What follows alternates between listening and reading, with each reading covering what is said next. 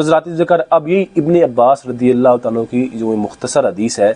جس طرح مسند امام احمد بن حنبل میں مختصر موجود ہے، اسی طرح مسند امام احمد بن حنبل میں حدیث تفصیل کے ساتھ بھی موجود ہے۔ اب میں وہ حدیث آپ کے سامنے پڑھتا ہوں۔ حضرت یہ مسند امام احمد بن حنبل ہے، اس کی یہ جلد 5 ہے اور حدیث نمبر یہ ہے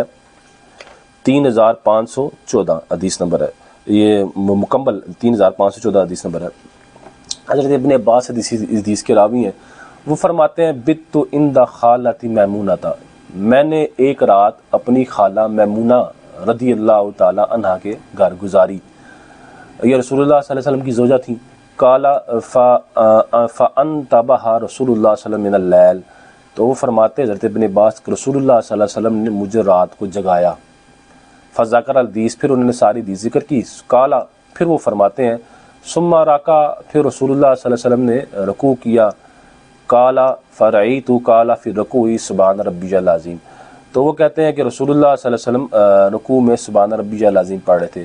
ثم رفع رأسہ، پھر رسول اللہ صلی اللہ علیہ وسلم نے اپنے سر کو رکوع سے اٹھایا۔ فحمد اللہ ما شاء ان یحمدہ، پھر رسول اللہ صلی اللہ علیہ وسلم نے رکوع سے کھڑے ہو کر یعنی قوم میں جو بھی اللہ تعالیٰ کا ذکر کیا، اللہ تعالیٰ کی حمد بیان کی، وہ کی۔ قال ثم سجدہ، پھر رسول اللہ نے سجدہ کیا۔ وکان یقول فی سجودی سبحان ربی الاعلیٰ، اور پھر رسول اللہ صلی اللہ علیہ وسلم اپنے سجدے میں سبحان ربی الاعلیٰ پڑھ رہے تھے۔ قال ثم رفع رأسہ، پھر رسول اللہ صلی اللہ علیہ وسلم نے سجدے سے سر اٹھایا۔ فکان یقول فیما بین سجدتین رب اغفر لی وارحمنی واجبرنی وارفعنی وارزقنی وہدنی، تو رسول اللہ صلی اللہ علیہ وسلم یہ دعا یہ پڑھ رہے تھے، رسول اللہ صلی اللہ علیہ وسلم یہ دعا پڑھ رہے تے۔ حضرات ذوالفقار، یہ پوری وہ حدیث پاک تھی جو مسند امام احمد بن حنبل میں موجود تھی، جس کو مختصراً سنن اربع میں امام نسائی، ابن ماجہ اور سنن مختصر ابو داؤد شریف میں اور ابن ماجہ میں بھی اور مسند امام احمد بن حنبل میں بھی یہ حدیث پاک موجود ہے، مختصر بھی موجود ہے اور تفصیل کے ساتھ مسند امام احمد بن حنبل میں یہ حدیث پاک موجود ہے۔ حضرات ذوالفقار، یہ ابن عباس رضی اللہ تعالیٰ کی جو حدیث پاک ہے، اس سے بھی ہمیں یہ پتہ چلتا ہے کہ اللہم اغفر لی وارحمنی وہدنی وعافنی وارزقنی واجبرنی کے جو الفاظ تھے رسول اللہ صلی اللہ علیہ وسلم وہ تہجد کی نماز میں پڑھ رہے تھے، جیسے کہ ابن عباس کے الفاظ ہیں بت عند خالتی میمونہ، میں نے رات اپنی خالہ میمونہ رضی اللہ تعالیٰ عنہا کے گھر گزاری، وہاں رسول اللہ صلی اللہ علیہ وسلم نے رات کو مجھے جگایا۔ تو وہاں حضرت ابن عباس رضی اللہ تعالیٰ عنہ نے رسول اللہ صلی اللہ علیہ وسلم کے 2 سجدوں کے درمیان یہ الفاظ نقل کیے کہ رسول اللہ صلی اللہ علیہ وسلم یہ الفاظ پڑھتے تھے۔ حضرات ذوالفقار، جب کہ میں نے آپ کو کہا کہ سنن اربع کے جو ابواب ہیں اور وہاں جو مختصر حدیث ہے، اس سے یہ پتہ چلتا ہے کہ یہ جو الفاظ ہیں رب اغفر لی حضرت حذیفہ والے، اور دوسرے حضرت ابن عباس والے جو الفاظ ہیں اللہم اغفر لی وارحمنی وہدنی وعافنی وارزقنی واجبرنی، یہ فرض میں بھی پڑھ سکتے ہیں۔ ان سنن اربع کے ابواب سے یہ ہمیں پتہ چلتا ہے کہ فرض میں بھی پڑھ سکتے ہیں، اور ابواب سے اور جو مختصر حدیث نیچے لے کے آئے اس سے یہ پتہ چلتا ہے کہ فرض میں بھی پڑھ سکتے ہیں،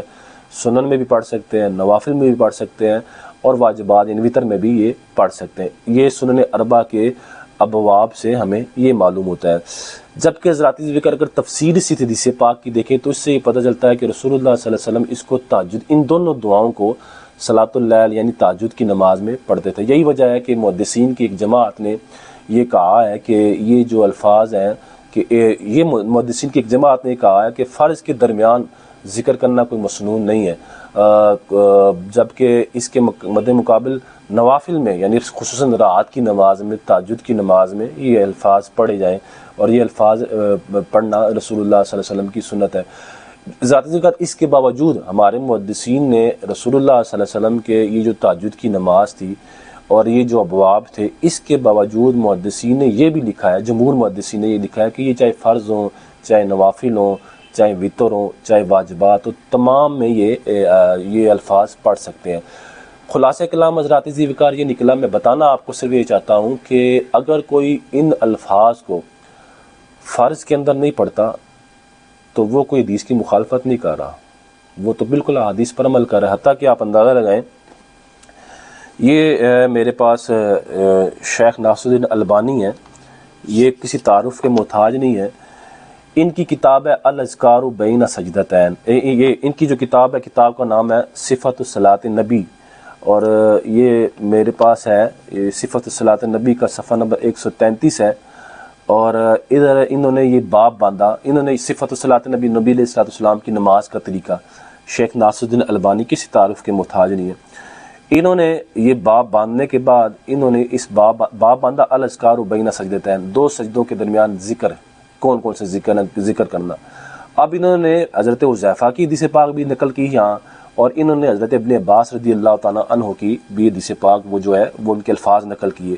اور آگے کہتے ہیں فَقَانَ يَقُولُهُمَا فِي صَلَاةِ اللَّيْلِ، کہ رسول اللہ صلی اللہ علیہ وسلم ان کو تہجد کی نماز میں پڑھتے تھے، صلاۃ اللیل میں پڑھتے تھے۔ میں صرف آپ کو یہ بتانا چاہتا ہوں کہ ہر چند کے محدثین کی ایک جماعت نے یہ کہا ہے کہ یہ صرف صلاۃ اللیل میں پڑھے جائیں،